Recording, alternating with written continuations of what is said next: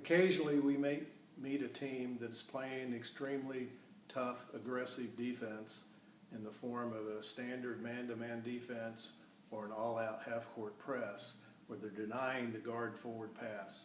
We know that we can run our backdoor plays and our high post splits. We know that our guard can go one-on-one or come down off this pick set by the tandem guards. But another thing we can do is what we call easy. Easy is we set up tandem. We tend to bring these players up slightly higher. Once we make the pass to the other tandem guard, the center on the ball side sets a pick on the ball side forward, and that ball side forward cuts around that pick to the basket. Initially, this play could spring open and the forward will get an easy layup. If not, the center steps out and we make this pass, and this initiates our offense with a guard forward pass, with the exception that the center is now taking over at the wing position, at the forward position. The guard, upon making that pass, has the same options that we have before. We could run the typical strong side, we could run guard dribble, we could run strong side number 2. On the weak side here, on this pass, this man is going to break to the basket using this other forward as a natural screen, and he'll set up at the post. So we'll end up with our weak side forward as the post, our guard here if we run in standard strong side, and so it looks like this. This is what we call easy. We do guards tandems, and then we do this twist sequence to get into our offense. Gives the defense a totally another look that makes it very difficult to defend.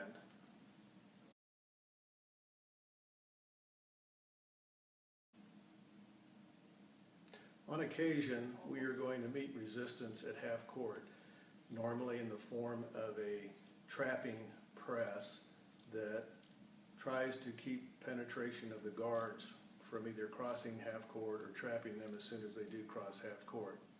Also, it's difficult to make that guard to forward pass in this instance. The way we combat this is to set up in what we call open. In open, we drop the center low and the forwards come up high. But on the ball side here, the forward will come up in the normal way he would want to try to get open for this guard forward pass. Obviously, with all kinds of resistance and maybe a double team here, it might be difficult to do that. So this forward can flash to the middle here and for that pass, but likely what will happen is we'll make this pass here, and then the forward will come here for this, and this forward will come here. And we try to execute the pass to the middle or the pass down the sideline. If the pass is made to the middle, the guard on the weak side goes back here, hopefully to execute this pass. The center is on the baseline and goes to the ball side.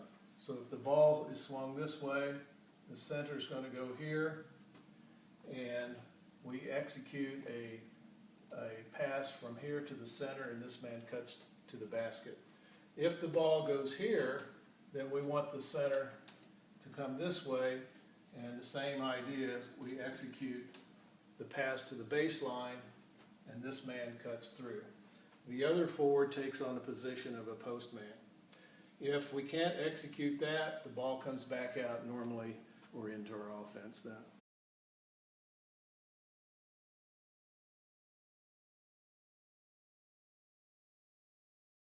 Up until now, we've designated our positions as 2 guards, 2 forwards, and a center. When we play against zone, instead of referring to our guards as guards or the G position, we refer to them as the 1 and 2 man. But if we put normally we'll position our guards in this area here. The forward on this side is our 3-man. So out here we have 1, 2, and 3.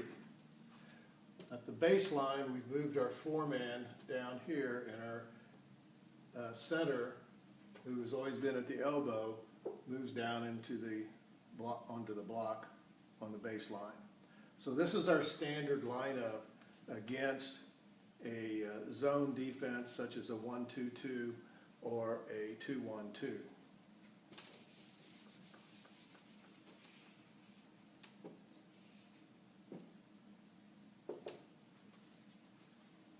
So this is what it looks like against a zone defense, with our 1-man typically bringing the ball down the court, trying to initiate a pass to the 2 or 3. We generally tell our 1-man to dribble until he meets resistance, and then I'll pass it to the 2. And depending on how they're playing, if they're playing like this, we may want to make a dribble and then actually make the pass back at this angle here, instead of trying to make it over. But this will be a coaching techniques depending on the team we're playing against.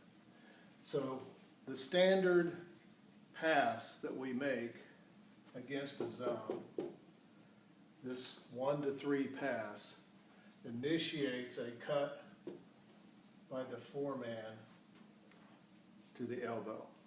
So we end up, we start the offense with the ball at the 3, 5 on the baseline, 4 at the elbow, 1, 2, and 3 like this. The idea here is to see if we can get the ball into the elbow. We do that because we think that's a major weakness of any zone defense.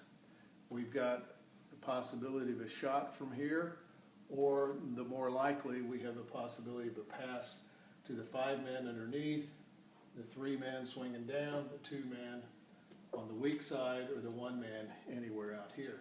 So the typical pass in here, we ask the 3-man to break down here, we ask the 5-man to button up here, 2-man looks for an opening here, and the 1-man looks for an opening here. So what that does, it puts the 4-man in the middle with all of these options. It makes it very difficult for the zone to cover all of those players and still defend the 4-man. Extremely difficult. So the zone is going to try to make it difficult for us to get it into the 4, but with good crisp passes around the perimeter here, that's always a possibility. The 4-man's got to be a strong, tough guy and a good passer to make this work. He'll get lots of attention when that ball goes in there. If he can make good passes, here, here, here, usually his pass is going to be a scoring pass. In other words, when the receiver gets the ball, he's going to be open for a shot. This also puts us in relatively good position for rebounding. We can literally send everybody to the boards except the top player. So that's our standard look against a zone. Our first option is to pass the ball into the 4. Now, if the 3 can't get it in, he can pass it to the 1, who can try to pass it to the 4. If he can't get it in, he passes to the 2. All of these are trying to pass it into the 4, who can move a little bit around the free throw line and the elbow. But typically we want to get it in as the 4-man is breaking to the ball.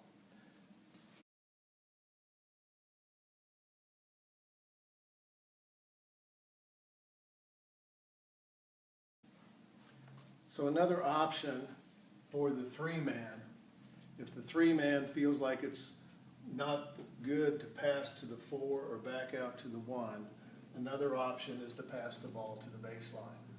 On the pass to the baseline, the 4-man drops to the block, and the 5-man can make that pass. On this pass, we have a rotation where the 3 cuts to the basket, 1 cuts this way, and 2 cuts in here.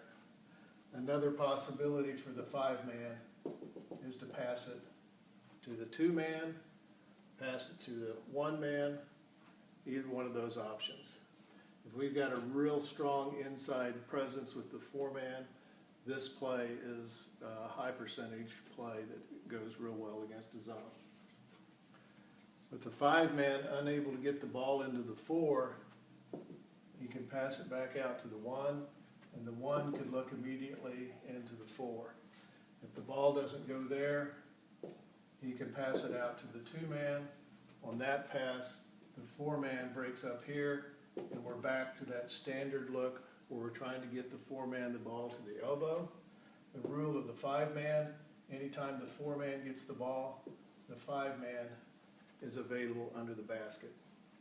If you've got a good big man in the form of a 5-man, this high to low pass is an excellent option.